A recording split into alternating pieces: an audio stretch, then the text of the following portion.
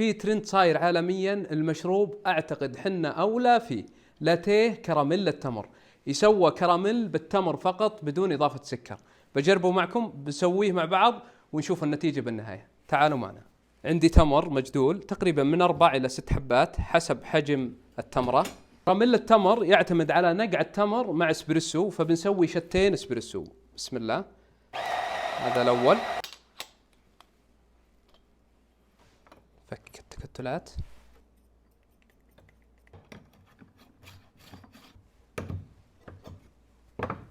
هذا الاسبريسو الاول على التمر مباشرة. بسم الله. سوي اسبريسو ثاني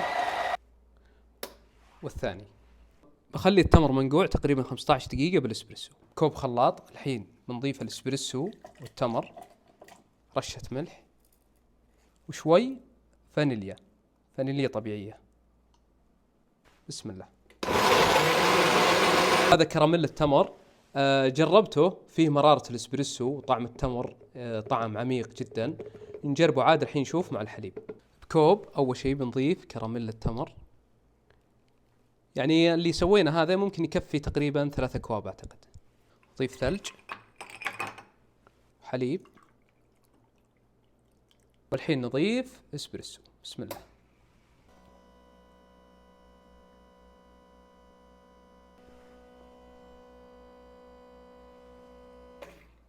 ولاتيه التمر جاهز. شوفوا ما شاء الله تبارك الله.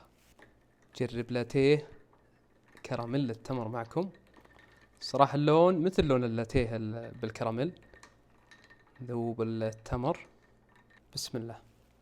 صراحة ممتاز، لذيذ، منعش. اللي ما يحبون الأشياء الحالية بالحيل هذا المشروب بيعجبهم، وكذلك صحي بالتمر.